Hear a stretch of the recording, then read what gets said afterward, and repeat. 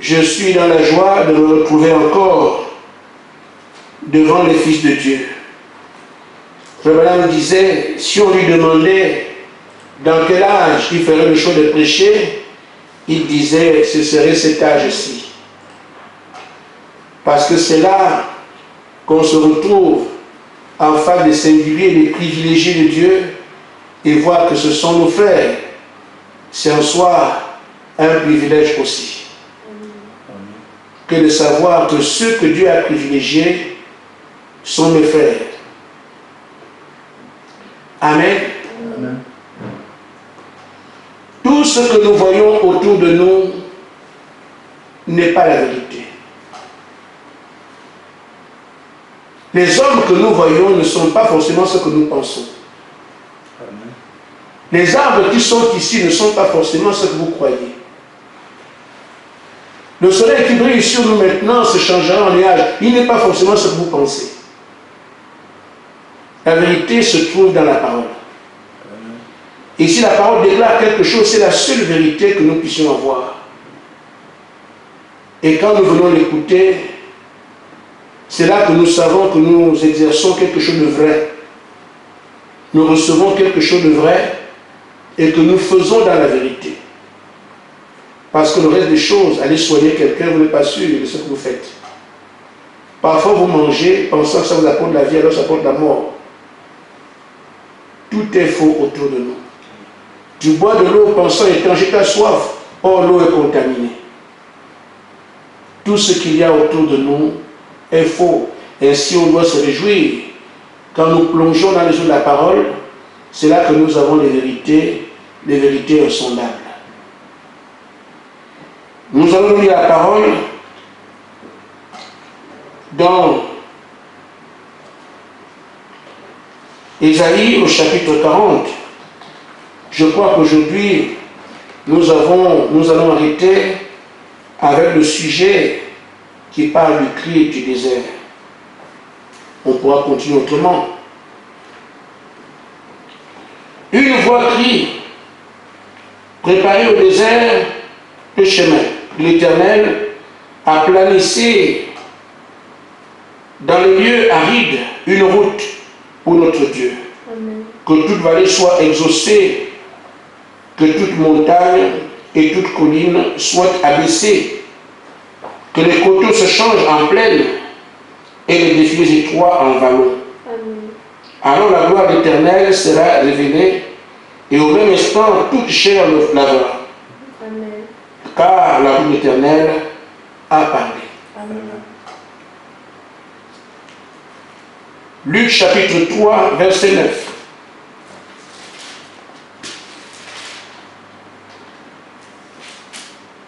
Déjà même la cognée à la racine des arbres.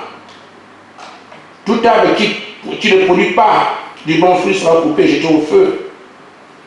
La foule interrogeait, disant, que devons-nous donc faire? Il répondit que celui qui a 2 tuniques partage avec celui qui n'en a point, et que celui qui a de quoi manger agisse de même. Amen. Il vint aussi les publicains pour être baptisés et lui dit, Maître, que devons-nous faire? Il leur répondit, n'exigez rien au-delà de ce qui vous a été ordonné. Amen. Des soldats aussi lui demandèrent, et nous, que devons-nous faire? Il leur répondit, ne commettez ni extorsion, ni fraude envers personne, et contentez-vous de votre solde. Amen. Jean, chapitre 15, nous prenons juste le verset 26 et 27. Quand sera venu le consolateur que je vous enverrai de la part du Père, l'Esprit de vérité, qui vient du Père, il rendra témoignage de moi. Et vous aussi, amen, vous rendrez témoignage de moi parce que vous êtes avec moi dès le commencement. Amen. Que Dieu bénisse sa parole. Amen. Vous avez le souvenir de ce que j'aborde ce message sur le consigne de notre roi. Et je m'attends à lui afin qu'il nous parle. Parce que ce qui sort de moi vous tuera. Mais ce qui vient de lui vous donnera la vie et me donnera aussi la vie.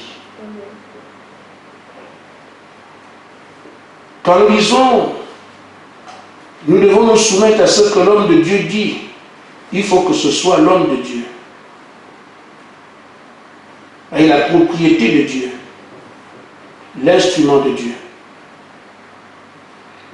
Mais quand c'est quelqu'un que Dieu n'a pas envoyé, il peut apparaître l'homme de Dieu, mais en fait, il est l'homme de celui qui l'a envoyé, ou l'homme de ses intérêts. Et si nous sommes certains que Dieu a quelque chose à voir avec ce que nous faisons, nous devons donc être certains que ce qui se dit est à prendre au sérieux. Que ce qui se fait est à considérer au premier plan. Aujourd'hui, nous sommes à la fin et on est arrivé à la fin de la marche. Elle est terminée. Aujourd'hui, Dieu sait ce qu'il fait. Et le résultat, on le connaît d'avance. Dans quelque temps, nous serons manifestés comme fils de Dieu. On nous voit aujourd'hui des êtres méprisables, des hommes sans considération d'après le monde. Mais aux yeux de Dieu, nous valons grand-chose. Parce que nous sommes son amour. Nous sommes sa partie amour. Nous sommes une partie de lui. Et donc, il nous considère au-delà de ce qu'on peut imaginer. Nous devons nous aussi tenir compte du rang qu'il nous donne. Pour lui rendre, si cela est possible, cet amour. Je l'aime, parce qu'il m'a le premier. Il a offert sa vie à la croix pour moi. Et moi aussi, je l'aime en retour. Alors qu'il ne s'échine pas tout le temps à nous parler sans qu'on tienne compte de ce qu'il dit. Surtout au stade où nous en sommes. Prenons toutes ces paroles au sérieux.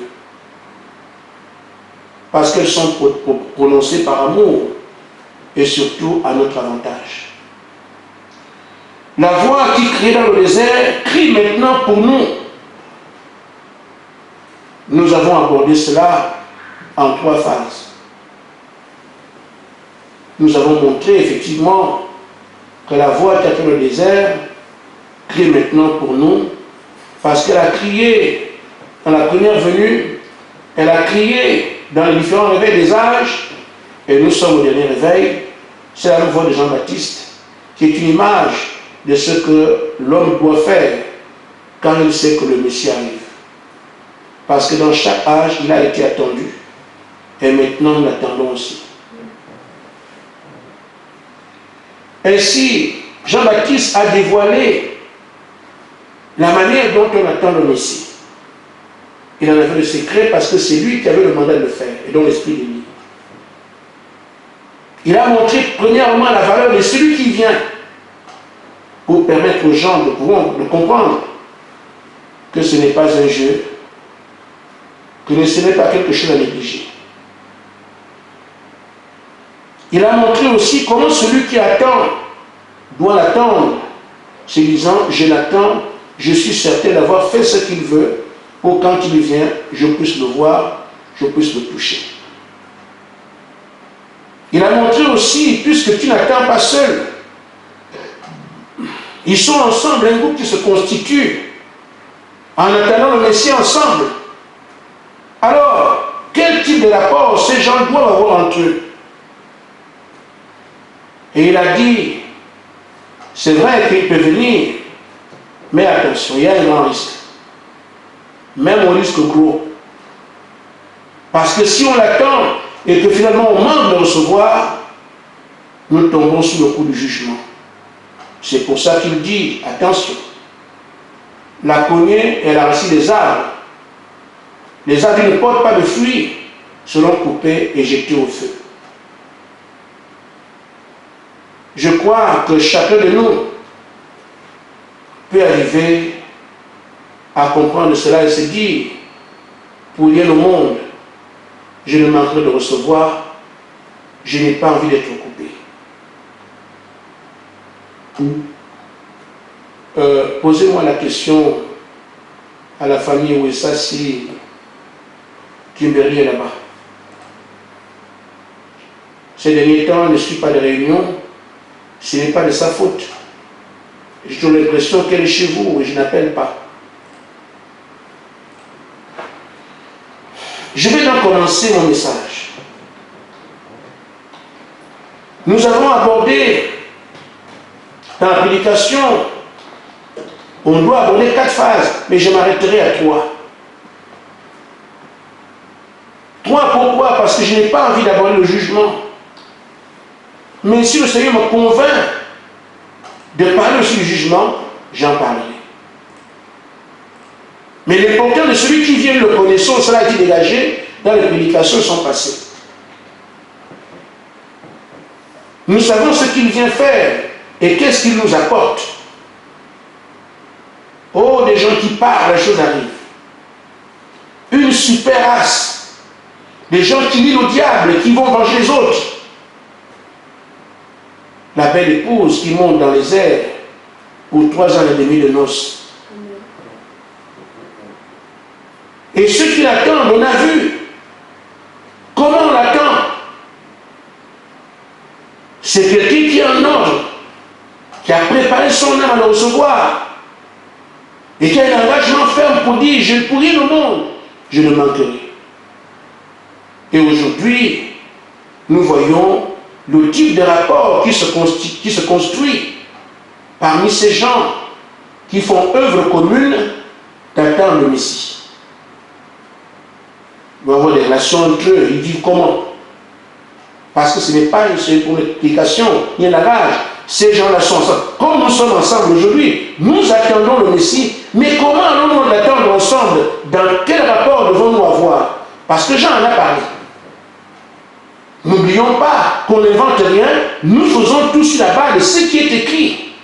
Parce que Jean a indiqué aux gens, il vient, alors je vous dis, repentez-vous. C'est pourquoi on parle ici de mettre sa vie en ordre.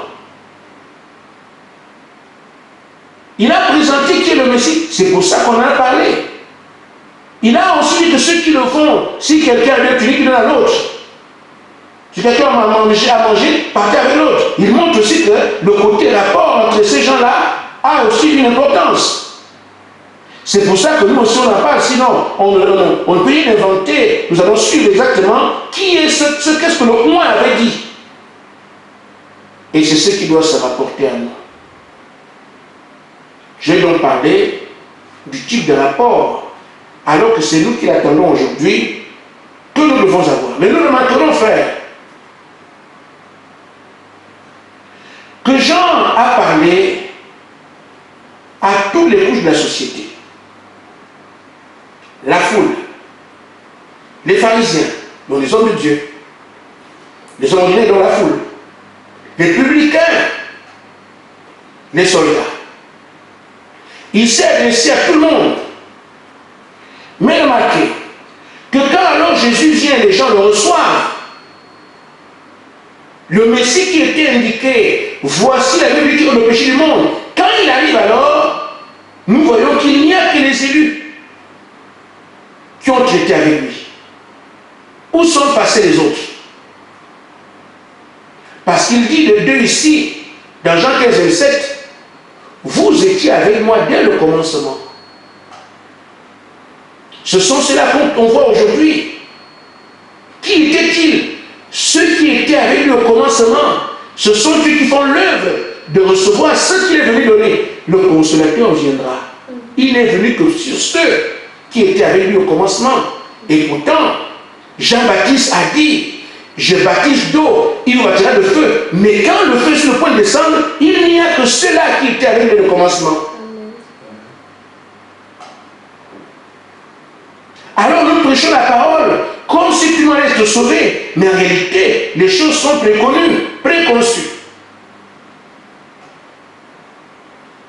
Et nous voyons donc comment Élie, le prophète, Fernand, a prêché le monde, dans le monde entier.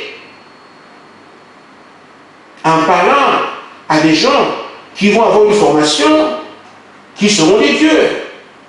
À des gens qui vont déployer le message En parlant, les choses arrivent. Il a parlé à ceux-là qui vont lire le diable. Toutes ces choses qu'il a prêchées, nous voyons que ce petit groupe a ces choses en partage. Ce n'est pas un travail que nous avons fait, parce qu'on était trop malins. Mais c'est encore une fois ici l'élection. Le prophète dit, dans la brochure, les œuvres sont l'expression de la foi, par exemple 124, il dit, comme n'importe quelle semence, la parole de Dieu est une semence et doit être semée dans un terrain préparé d'avance. Si en semant la semence, vous la jetez simplement sur le sol, cela ne donnera rien. Les oiseaux la picoreront. Si vous la jetez au milieu des épines, des ronces, elle sera aussitôt étouffée. C'est la parole de Jésus qui l'a démontré. Ainsi donc, le terrain doit être préparé avant. C'est pourquoi Dieu, dans sa grâce souveraine, prépare d'abord le cœur. Il vous a préparé, il parlait à ceux de son temps qui n'ont pas reçu le Messie, mais en réalité c'était nous. Il nous a préparé avant la fondation du monde à le recevoir dans ce cage. Il nous a connu d'avance par préscience et nous a destinés à la vie éternelle. Il nous a connus, c'est pourquoi il nous a préparés. Nous ne sommes donc pas ici pour rien. Nous avons été préparés. Pourquoi ce groupe? C'est lui qui a fait la formation. Et pourtant, il faut maintenant empêcher ça. Le monde entier le sait. Mais la formation qui devait être faite a été faite par ce groupe. Pourquoi? Il dit, ces gens-là doivent aboutir au réveil de l'épouse. Et il faut maintenant dire que pour que Dieu fasse un réveil, il rassemble les siens. Et nous voyons que le travail aboutit au réveil de l'épouse. Alors nous sommes les siens. Ce qui veut dire que c'est à nous qu'il revient aujourd'hui de porter ce message, vivre le réveil, et des témoins de ce que Élie est venu parce qu'il vient tabernaculer sur ce groupe. Il vient habiter dans le corps de ces gens-là. Et donc, comme il vient habiter dans nos corps, la préparation qu'on prêche à tout le monde n'est pas vraiment l'affaire de tout le monde. Nous devenons responsables de vivre cette transformation, du moins vivre cela, la préparation, parce que c'est sur nous qu'il vient habiter. On a prêché l'avènement du Messie, mais elle va s'accomplir que par ceux qui ont été prédestinés à cela. Et il revient donc de vivre aussi la préparation qui est prêchée, même si tout le monde l'entend, mais ce sont ces élus qui sont responsables d'appliquer tous les éléments, chaque facette de la préparation de son avènement. Nous devenons responsables. C'est à nous qu'il revient de vivre tout ce que le Messie, du moins Jean-Baptiste a prêché. Réaliser l'importance de celui qui vient, c'est ce groupe-là. Et que celui qui attend, ce sont les membres de ce groupe-là. Le type de rapport qu'ils doivent avoir, c'est à nous d'avoir ce type de rapport ici. Pourquoi? Parce que nous sommes indiqués. Nous sommes véritablement le groupe sur lequel il doit venir siéger. Madame a dit, l'Esprit de Dieu viendra sur la terre, dans un groupe, une église. Il n'a pas dit ça viendra sur tout le monde. Mais comme c'est un réveil, nous sommes allumés pour allumer les autres. Alors, les rapports qu'on doit avoir quand on attend le Messie, même si tout le monde entend les prédications, elle est destinée à ses élus. C'est à nous qu'il revient de regarder le type de rapport qui font que le Messie vienne. Parce que comme c'est chez nous qu'il vient, alors c'est à nous d'exécuter toutes les tâches liées à de bons rapports qui lui préparent la place. Et quand je parle cet après-midi, je parle à ceux qu'il a dit, va leur dire de se préparer parce que j'arrive. Mais je n'ai pas envoyé le message sur YouTube. Il savait à qui il envoie ce message. Je suis pas allé sur Internet. Je sais vers qui il m'envoie quand il va leur dire. C'est à vous que je le dis. Parce que c'est vous qui êtes concernés par tout cela. Après qu'on ait vu tout le reste, nous voyons ce soir le type de rapport qui doit régir nos relations. Démontrant ainsi que nous l'attendons véritablement. Alors Jean-Baptiste a dit, quelqu'un a-t-il deux tuniques dans la nôtre? Quelqu'un mange-t-il qui parle avec ton frère? On entrevoit ici une vie d'amour, une vie de paix, une vie de joie, une communauté unie, des gens qui s'entendent. On peut les voir, mais qu'est-ce que vous faites? Non, désormais nous vivons comme ça parce que le Messie arrive. C'est ce qui nous a indiqué, ce qui nous a été indiqué, que comme il arrive, on ne peut pas l'attendre ici avec les querelles. Nous devons taire nos différences, nos divergences. Il n'y a pas de racisme, il n'y a pas de noir et de blanc, nous devons être seulement un. À nos termes, l'unité. Ainsi, Fernand dit, dans la brochure, une délivrance totale, au paragraphe 53. J'ai besoin de notre attention. Parce qu'il ne s'agit pas ici d'écouter une préparation, une prédication. Il s'agit ici de savoir qu'est-ce que je dois faire alors que j'attends le Messie. Et je le fais avec les autres. On agira comment? J'ai dit à Nancy qu'aujourd'hui nous n'avons pas de prédicateurs. Bientôt, nous aurons des prédicateurs. Et je vous dis la même chose. Nous n'avons pas encore de prédicateurs. Nous aurons bientôt des prédicateurs. C'est ce travail que nous faisons ici qui ouvre la voie au fait que nous puissions voir un apôtre, c'est quoi? Parce qu'on a entendu parler d'apôtres dans la Bible. Les apôtres d'aujourd'hui, qui sont apôtres de nom, n'apportent rien aux gens. Mais regardez, partout les apôtres sont passés. C'est sans commentaire. Nous avons entendu parler des prophètes. Et là, les prophètes d'aujourd'hui. Mais regardez au frère Branham est passé et les autres prophètes. Maintenant, ce réveil va vous montrer au monde c'est quoi le prophète. Alors voici. Qu'un membre dise du mal de l'autre membre, vous savez que c'est mal. Donc, comment je dis maintenant, je ne dirai plus du mal à un frère parce que c'est mal. Je le fais pourquoi? Parce que celui qui vient n'apprécie pas ça. Amen. Vous avez reçu l'ordre de prier les uns pour les autres, non pas de dire du mal des uns des autres, mais de vous aimer les autres. En attendant le Messie, voilà ce qu'on fait. Mon frère a commis une erreur, où je vois en difficulté, je prie pour lui.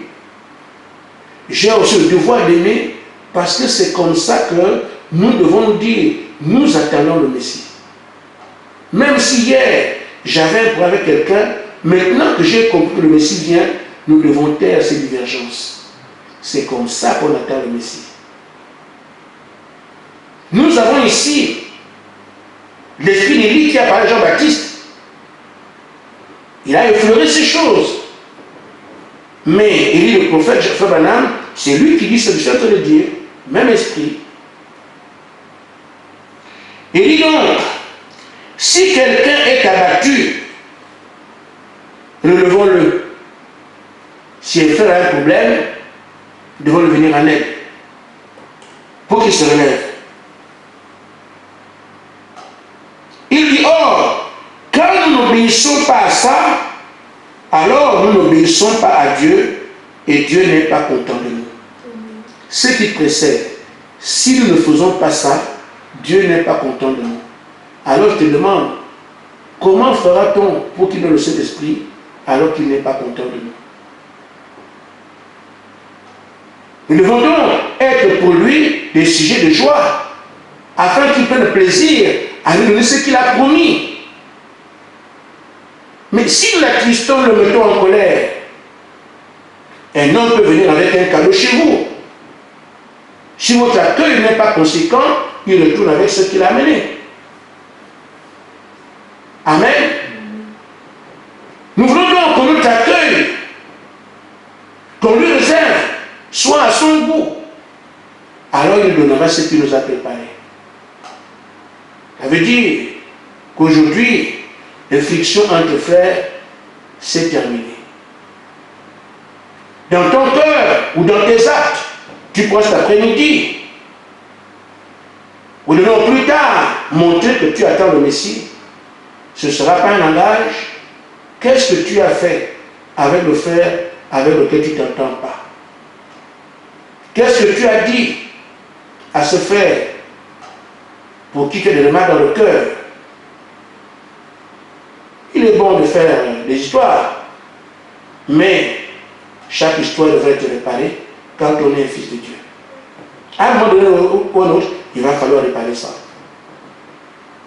Nous sommes coincés maintenant. Notre cœur doit mourir parce que plus important est devant nous. Amen. Il dit, en ne faisant pas Dieu n'est pas content de nous, par conséquent, notre Église, nos fidèles ne peuvent pas prospérer. L'Église ne peut pas avancer parce que nous sommes désunis. Et il dit, un peu de levain fait lever toute la pâte. Si c'est 2 ou 3 personnes ou 4 qui ne s'entendent pas, on n'est pas nombreux ici. Ici, 2 ou 3 personnes, ça pollue toute l'Église. Un peu de levain fait lever toute la pâte. Donc nous pouvons faire en sorte que le Seigneur ne vienne pas au temps prévu, parce qu'il a trouvé qu'en bas, il n'y a pas un terrain fertile pour qu'il vienne ensemencer. Je continue. Il faut se dire, et je le pense comme ça, que nous sommes des fils de Dieu. Et chaque fils de Dieu l'est parce qu'il a la semence de Dieu en lui. Et aimerait tout faire pour être en ordre avec son Père. Il mettrait son orgueil de côté. Il mettrait son ego de côté. Parce que ce qui est important pour lui, c'est de faire ce que le Père dit. Je suis convaincu que nous arriverons, nous tous, à nous entendre sur ces choses qui nous aident à l'attendre lui. Mais en même temps, il y a un lézard qui tourne autour de nous et qui ne voudrait pas qu'on arrive à cela.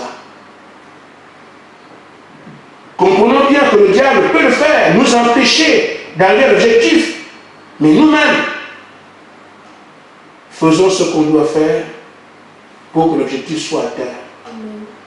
Que s'il y a une faute, qu'elle ne soit pas nôtre, qu'on puisse condamner le lézard, que c'est lui. Et Florian dit donc, le diable fera tout alors que nous sommes en train de construire cela. Être unis, être des frères, être des sœurs, nous dit préparer le terrain parce que le Messie arrive. Nous allons travailler. Et dans vos cœurs, ça commence à travailler maintenant. Les gens prennent des engagements. Je vais arranger, je vais arranger. C'est ce que je voulais. Ce que j'entends là, c'est ça. Mais en même temps, le diable aussi ne veut pas que nous arrivions à cette unité, à être juste un atterrissage à notre voie. Il ne veut pas ça. Il sait ce que ça veut dire. Et le prophète dit, souvenez-vous, le diable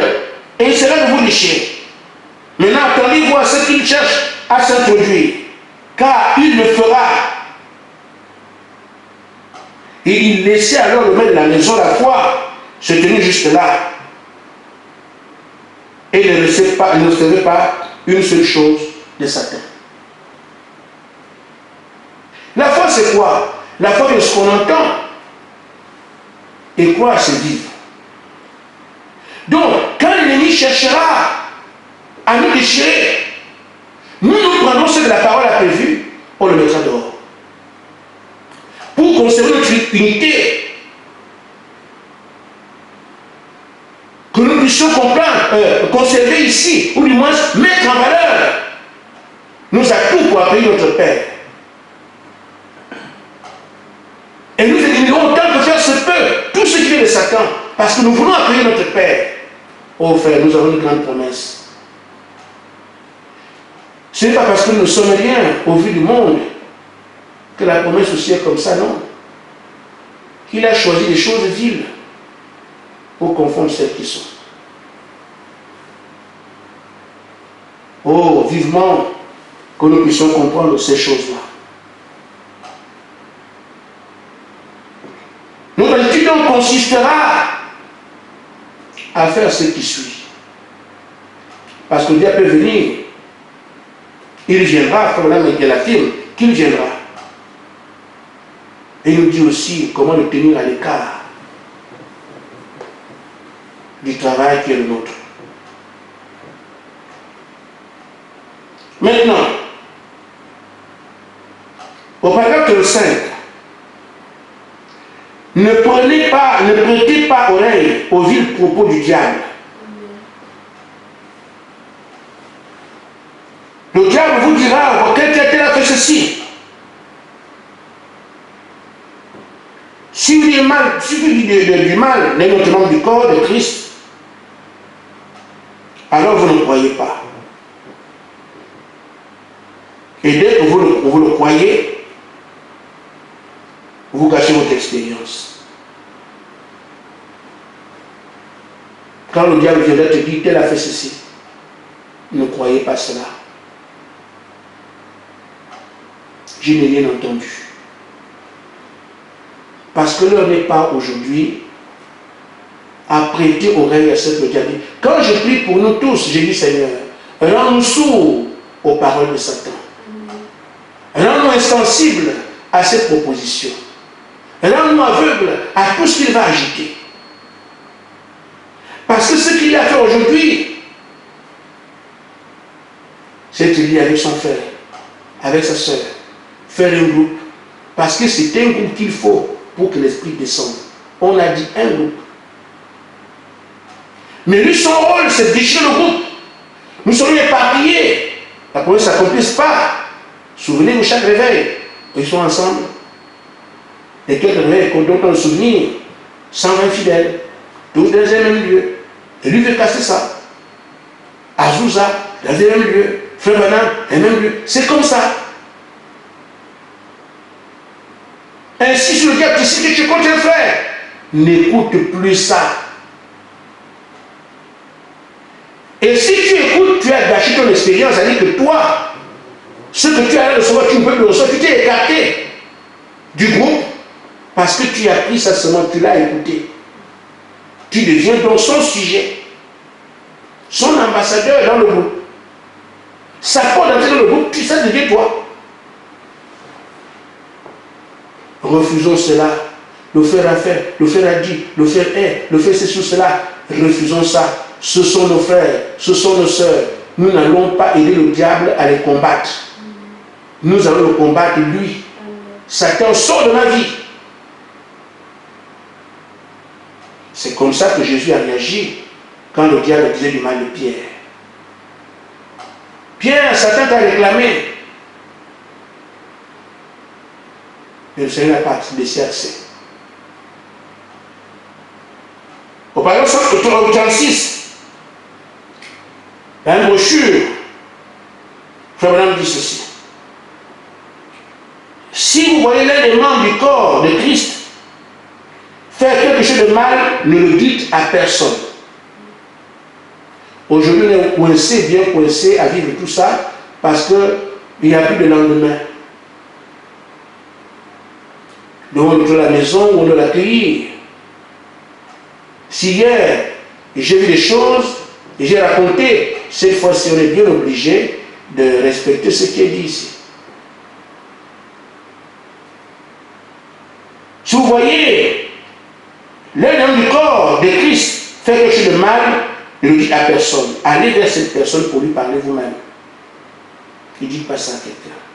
Et j'ai aussi envie de dire, ceux à qui on ne parle pas, vous nous créez des problèmes. Supportez quand vous faites une remarque, ça ne tue pas. À la limite, ça fait du bien de savoir que je croyais que je fais bien. Et ce n'est qu'un frère qui peut te dire, non frère, tu as une tache dans le dos. Tu peux regarder tout ton corps. Et ce qui est sur ta tête, tu ne le verras jamais. Il faut que quelqu'un te dise, sur ta tête, il y a ceci ou cela. Dans le dos, on te dit, il y a ici ou cela.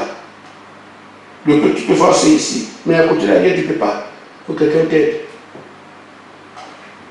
Ça peut faire du mal quand c'est dit. Mais si c'est utile, ça fera du bien. Ainsi fait, il dit, allez voir vous seulement dans l'amour. Si vous ne le voyez pas, allez dire à quelqu'un pour que vous allez le voir ensemble, pas pour le critiquer. Et c'est comme ça alors que nous devons faire. Il dit de faire selon les Écritures. Et c'est dans Matthieu 18, 15, jusqu'à la suite.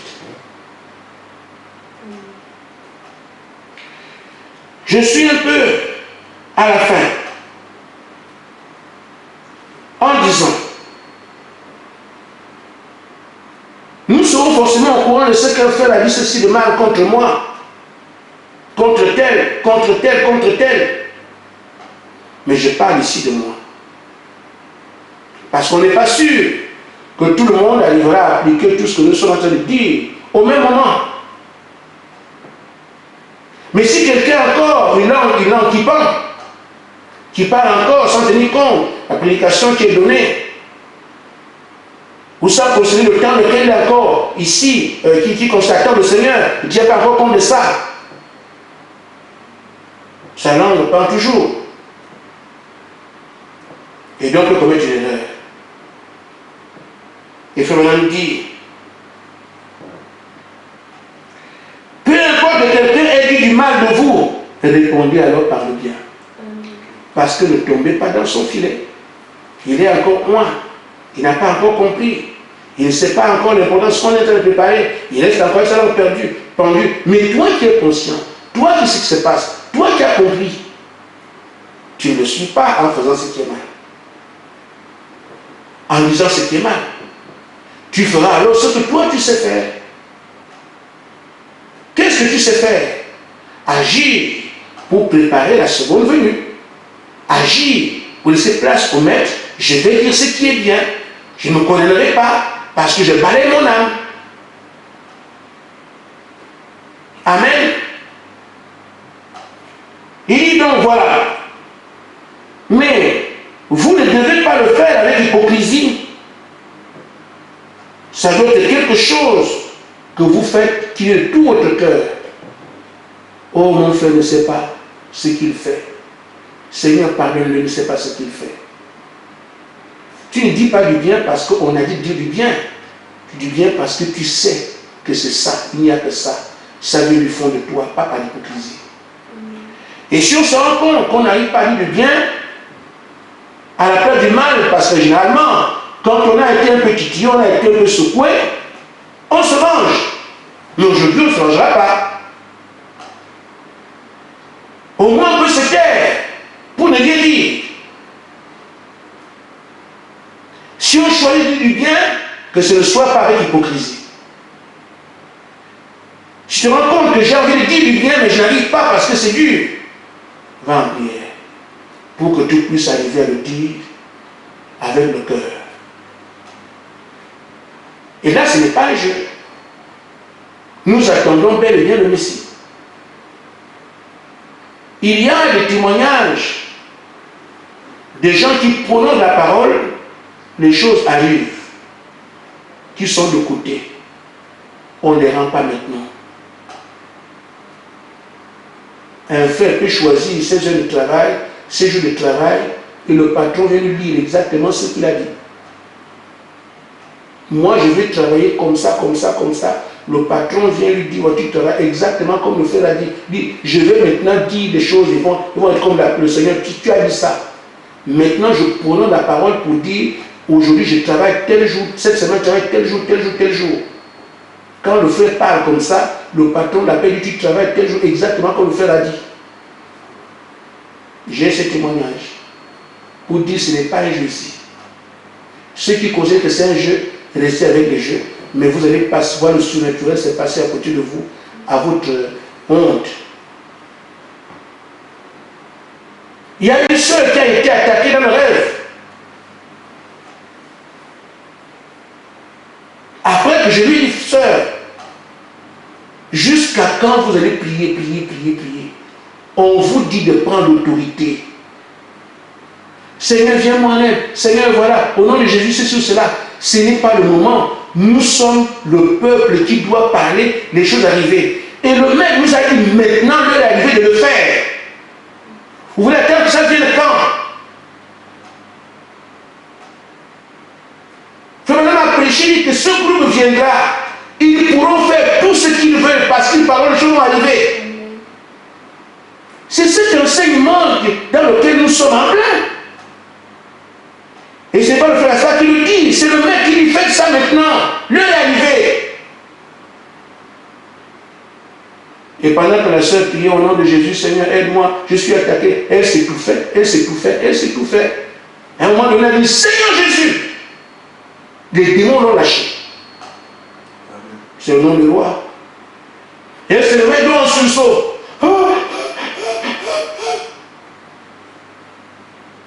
Et dans sa maison, des mouches partout. Je vous ai dit, ne négligez rien. Frappez au tranchant d'épée, taillez en pièces. Je sais que Francis le fait. N'arrête pas faire. Moindre chose, frapper, tailler en pièces. On dit, tu es fou. Tu n'es pas fou. Parce que c'est le maître qui dit qu'il faut le faire. Il se cache pas derrière ces choses que vous ne comprenez pas. Ce sont les nos ennemis visant à nous maintenir comme nous sommes aujourd'hui. Mais la parole, c'est lumière qui nous éclaire, nous amenant à prendre notre condition. On doit écouter la parole. Notre Père. Elle était pleine, il y a plein de mouches dans sa maison, dans son appartement. Des mouches partout. Elle a commencé à parler. Je vous taille en pied, je vous frappe en l'épée. Les mouches mouraient. Les mouches qui étaient en train de voler sont en train de tomber. Elle parle seulement. Voilà les choses. Je vous tranche, je vous frappe, je tranche, je coupe, je nettoie, je massacre. Elle parlait comme ça, les mouches sont en train de tomber morts. Et celles qui ne mouraient pas, elles pouvaient seulement aller les appuyer comme ça, ne volaient plus. Elle a fait un paquet de mouches. C'est ça qu'on dit. Donc, l'ennemi fera tout, entrer parmi nous, déstabiliser. Mais nous devons arriver à voir aussi que nous avons des armes. Qu'est-ce qu'on fait avec? Surtout, le résumé de toutes les armes, c'est la parole. Parce que, quoi qu'il arrive, tu parles quand même d'aile de feu. Elle de feu vient par la parole. Mais, ces ailes de feu, ces chars de feu, ne sont pas l'armée de Dieu. C'est nous l'armée de Josué. Et Josué, c'est le Seigneur Jésus-Christ. Les aides, les anges sont des aides. Mais qui a été formé? Qui est l'épouse? Qui a son cheval? Qui a son armure? Qui doit brandir son épée? Mais c'est quoi? C'est moi. Il faut le faire, n'attendez plus.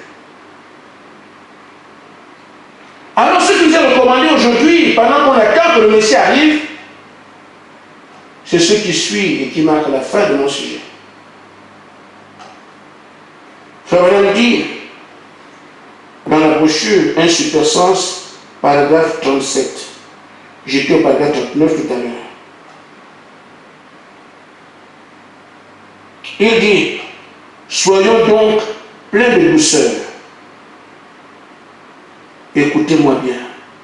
Soyons donc pleins de douceur, bienveillant, indulgent. Un fait quelque chose, je laisse tomber pour le conserver. Indulgent et aimant les autres. Nous aimons les uns les autres. Alors, vous verrez comment cela viendra de plus en plus doux pour vous. Rendez toujours le bien pour le mal, l'amour pour la haine. Que ce soit entre nous, que ce soit nous les acteurs, rendons le bien pour le mal, rendons l'amour pour la haine. C'est le travail à faire pour que le Messie prenne plaisir à descendre parmi nous. Nous pouvons y arriver. Parce qu'il nous reste encore l'arme fatale, la prière, qui change les situations. Donc même si tu es dernier des embouts, mais la prière peut te changer. Encore faut-il que tu sois volontaire, que tu le désires. Que Dieu vous bénisse. Amen. Amen, amen.